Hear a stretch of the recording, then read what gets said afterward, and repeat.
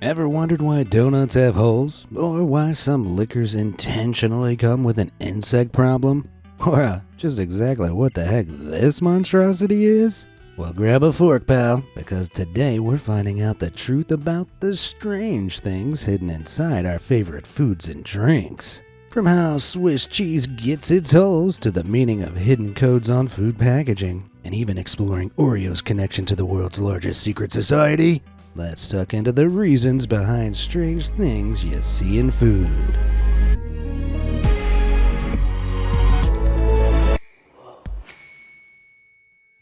Holy moly!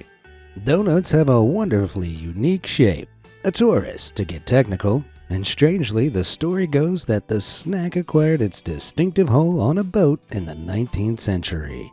According to legend, a sailor from Maine named Hanson Gregory was captaining a ship in 1847 while eating a plate full of traditional European donuts, which are essentially big balls of deep-fried dough.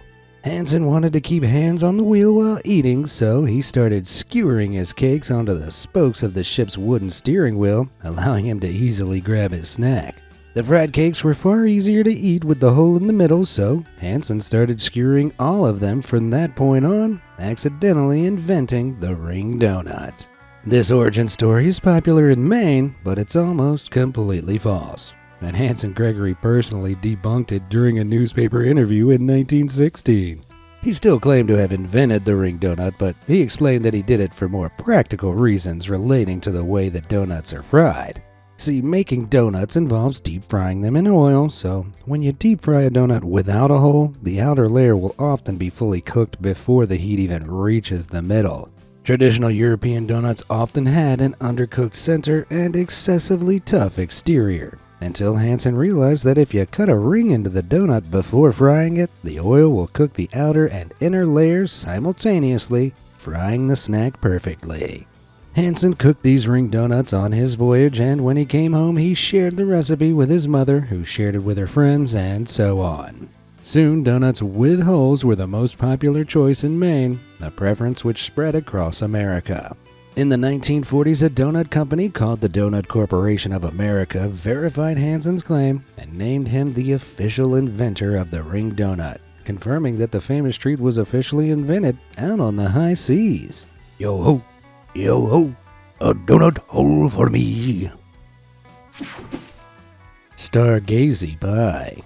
Let's take a trip to England, home of beans on toast, Marmite, and... wait, what the hell is that? This monstrosity is Stargazy pie, a savory dish that features several heads of large sardines called pilchards protruding through the crust.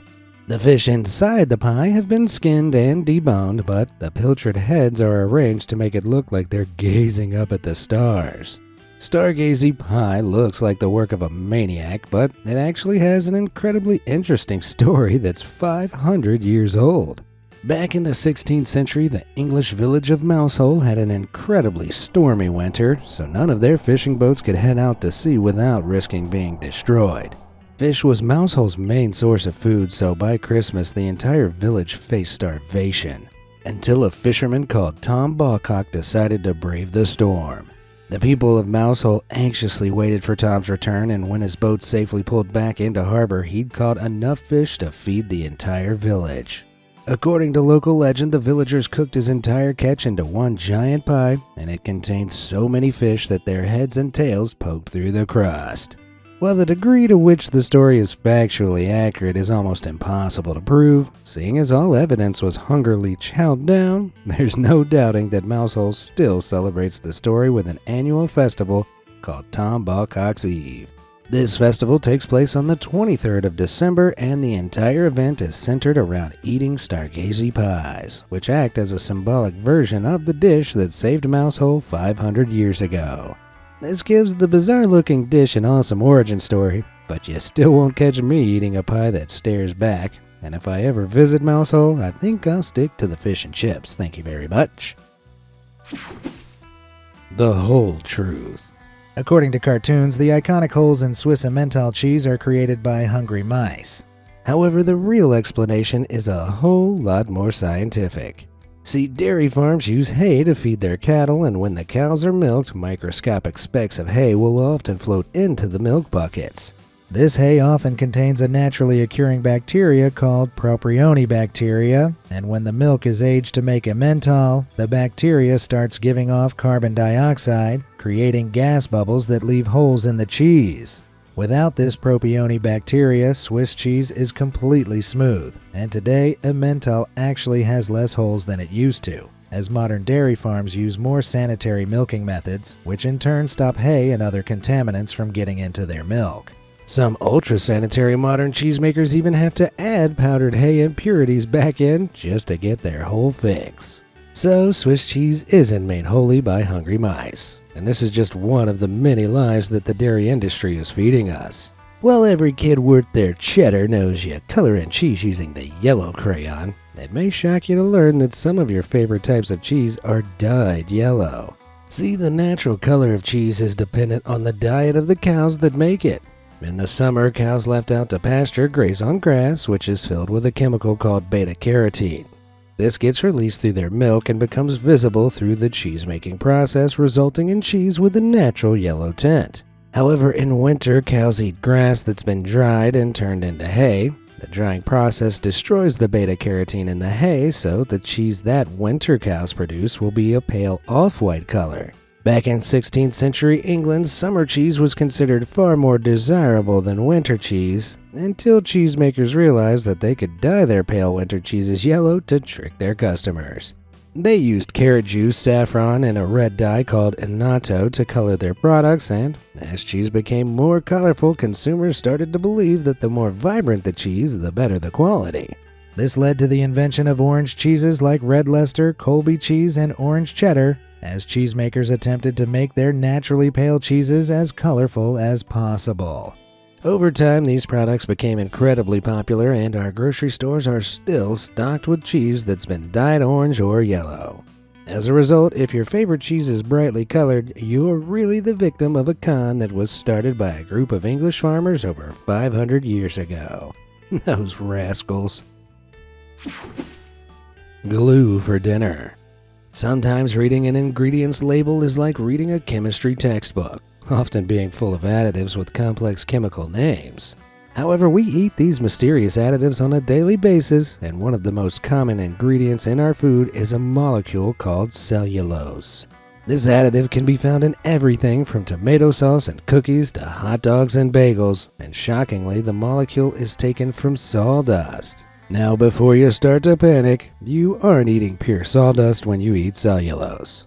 See, cellulose is found in all plants, including vegetables like broccoli, so it's completely safe for human consumption once chemically extracted from waste sawdust, and food manufacturers add it to their products to improve texture or increase the amount of fiber in our food.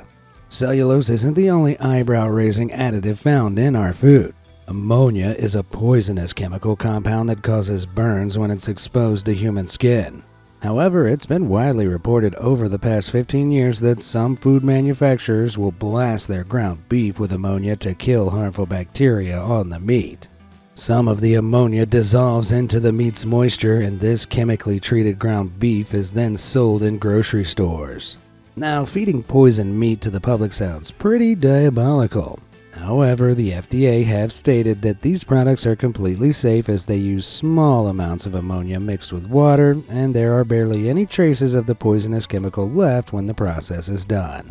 However, this practice still highlights how many chemicals are pumped into our food, and additives aren't exclusively used in ground meats. When you buy a cheap steak from a grocery store, there's a chance that it's been filled with a substance called transglutaminase, or meat glue. This is a naturally occurring enzyme in animals that connects different tissues together, and meat manufacturers can use it to take lots of small pieces of meat and seamlessly bond them together to create larger steaks and chops. These Frankensteaks are far cheaper to produce than legitimate cuts of meat. However, the European Union banned the enzyme in 2010, as when you stick multiple pieces of meat together from different sources, it increases the risk of dangerous bacteria being introduced to the food. As a result, meat glue is completely banned in Europe, but in America, our shelves are still stocked with glued meat, and we can eat transglutaminase whenever we want. Freedom! Pagan pumpkins. Carving pumpkins into jack-o'-lanterns is a classic Halloween tradition. But incredibly, the practice started thousands of years before Halloween even existed, emerging from ancient pagans, and what we know as Ireland and Britain today, celebrating a Celtic holiday called Samhain.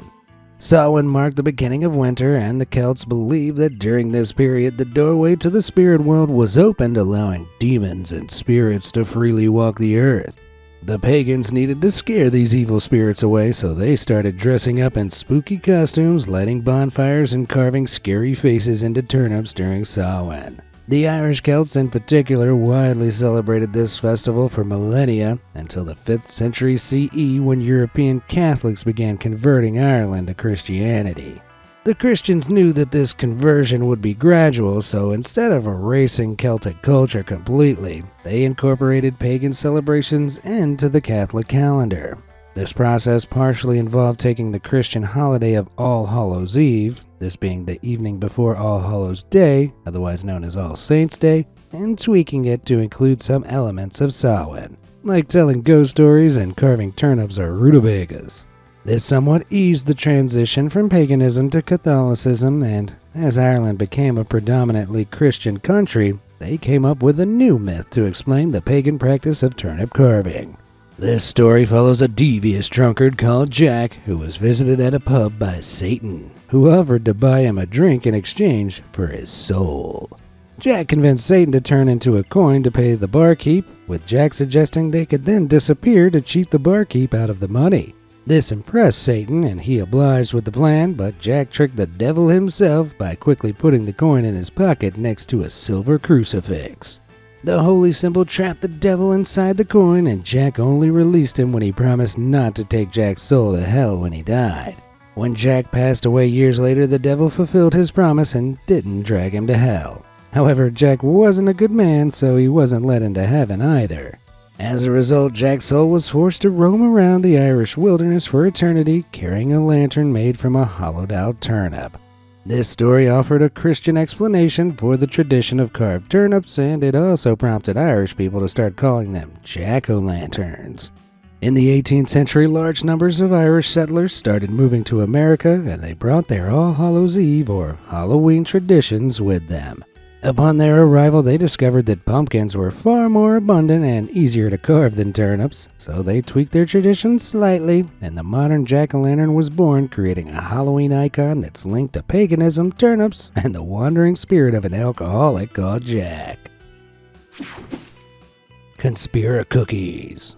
Oreos are the best-selling cookie in the world, and each one is marked with the same distinctive pattern. Most of us don't pay any attention to this design, but some conspiracy theorists are obsessed with it, and they believe the symbols and shapes hide a dark secret. See, Oreos are made by a company called Nabisco, and conspiracy theorists have noted that both Nabisco's logo and the Oreo pattern display an ancient symbol called the Cross of Lorraine. This symbol features on every Nabisco product, and incredibly, it's also used by the Freemasons, the largest secret society in the world.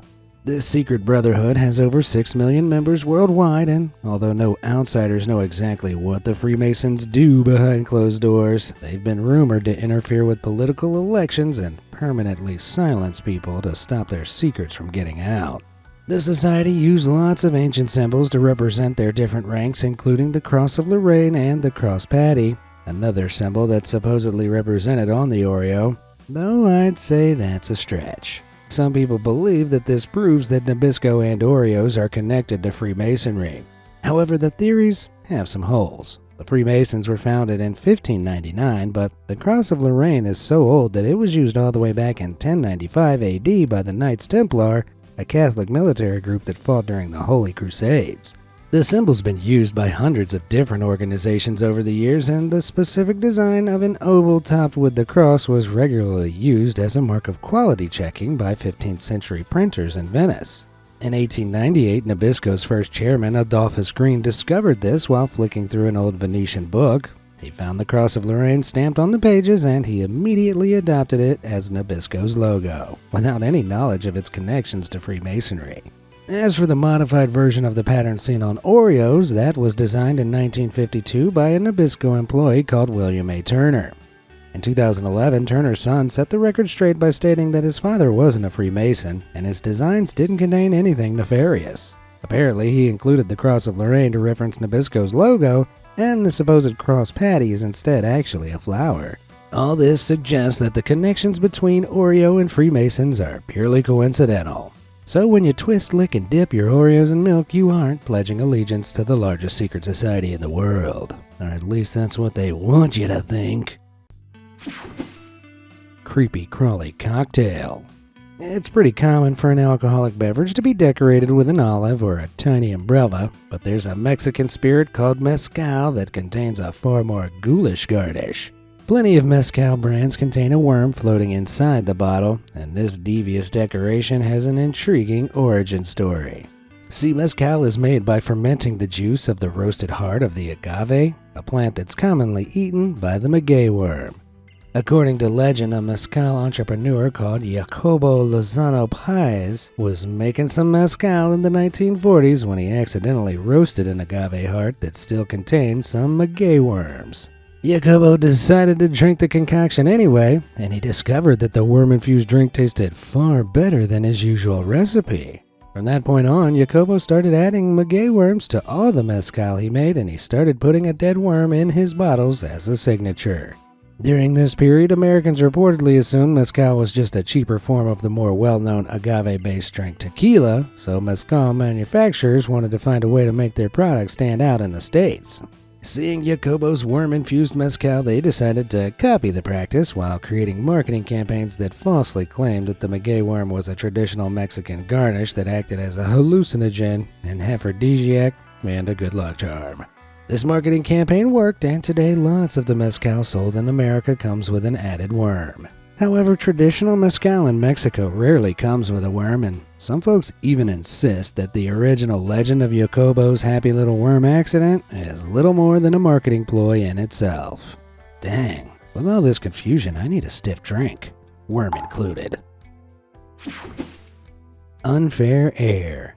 Life is full of disappointments, and there's nothing worse than opening a bag of chips and discovering that it's only half full. Opening a bag of air is pretty soul-crushing. However, you should know that the chip manufacturers aren't trying to steal your money, and they have a pretty valid reason for not filling their bags to the brim, at least partially. It turns out the air inside the bag isn't regular air at all. It's actually nitrogen gas that's intentionally funneled into the packaging.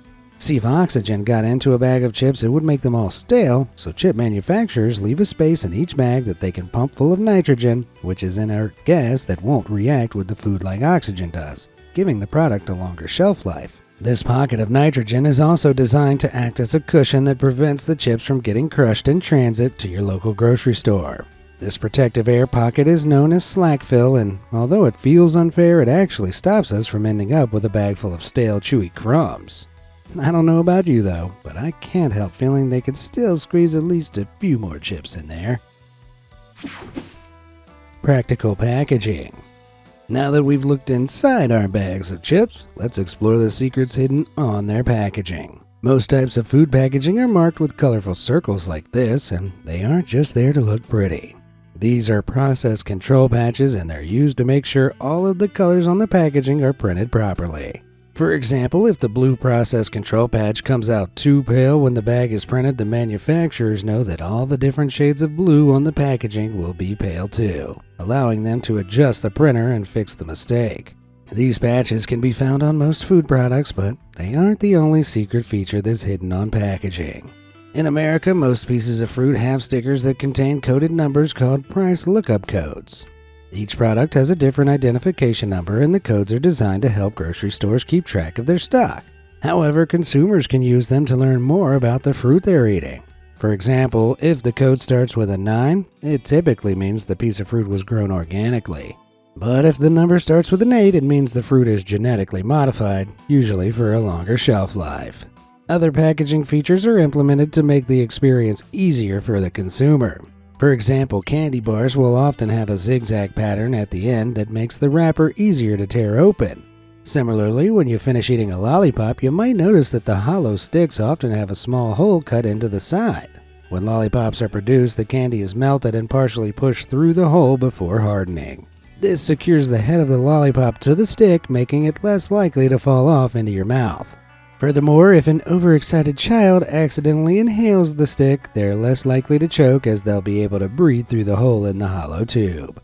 Other products use similar techniques to keep their customers safe. In America, lots of milk containers feature inverted circles on the side of the jug. If your milk expires, the bacteria inside it will start to produce gas, and this gas will push against the indented circle and cause it to pop out, showing the consumer that their milk is not safe to drink. The indented circle also acts as a shock absorber if you drop the jug, as when the carton hits the ground, the force will cause the circle to pop out. This will absorb some of the energy of the fall and stop the jug from exploding, saving you from mopping the floor and crying over spilt milk. Eggs marks the spot. They say breakfast is the most important meal of the day, and for me, nothing beats waking up to a couple of fried eggs. But has your breakfast ever been ruined by cracking open an egg to find a red spot in the yolk? These sinister marks are called blood spots, and lots of people think that they mean the egg has been, fertilized. Gross. However, the truth is a little less disturbing.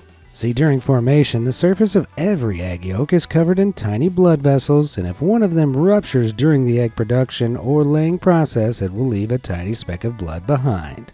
This can happen to any chicken, though more commonly occurs if the egg is laid by an older hen. Around 4% of eggs will have these bloody spots, however, barely any of them will make it to your local grocery store. This is due to candling, a process that involves shining a bright light through an egg to see inside the shell. Egg factories use this process to remove red-spotted eggs from the production line. However, unlike Pokemon, they can't catch them all, so some faulty eggs do get shipped out to grocery stores and end up in our frying pans. Still, you shouldn't let this ruin your breakfast. Red spots are completely harmless, and these eggs are still totally safe to eat. So even though most people prefer to scrape the blood spots off their eggs before eating them, it's totally healthy to start your day with bacon, eggs, and a tiny burst blood vessel. Delicious. Moldy meal. When it comes to food, nobody does it quite like France, a land where a meal can consist of 1 baguette, 4 cigarettes, 6 snails, and a slice of moldy cheese. In all seriousness, French cuisine is delicious, and blue cheeses from France are among the most popular types of cheese in the world. However, lots of people don't know why we started eating moldy cheese or how we can eat the fungal fromage without getting sick. See, many common types of mold produce poisonous mycotoxins that can make us sick when eaten. However, blue cheese is made with a very specific type of mold called Penicillium roqueforti. This mold culture still produces mycotoxins that are poisonous to mice and dogs, however they're perfectly safe for humans to eat. This allows cheesemakers to make blue cheese, and they do so by adding Penicillium roqueforti to the milk at the very beginning of the cheesemaking process. As the cheese ages, the mold will grow too, and spikes are pushed into the cheese during the maturation process to create hollow veins that the fungus can grow into.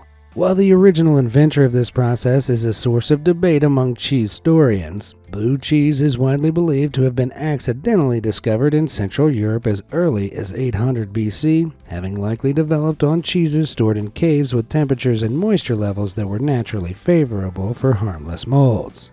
Ever since, blue cheese has become one of the most popular staples of cheesy cuisine, allowing foodies worldwide to safely stuff their faces with mold.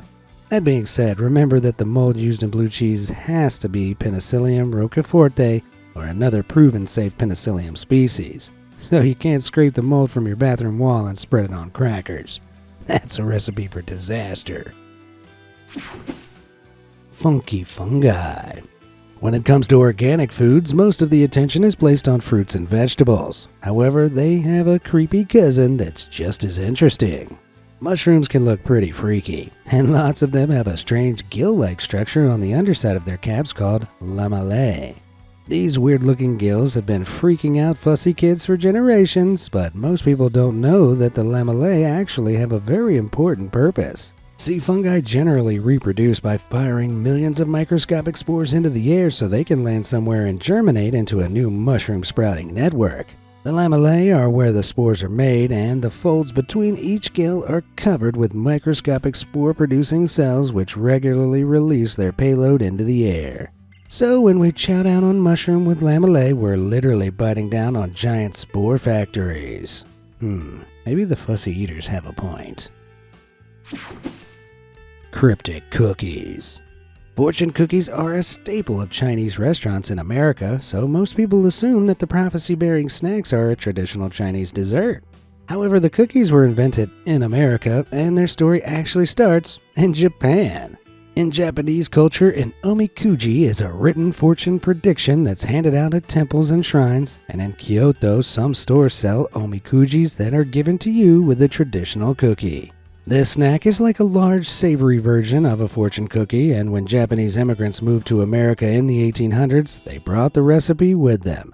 Over time, Japanese chefs in California tweaked this recipe to make a sweet dessert with the fortune paper baked inside, creating the modern fortune cookie.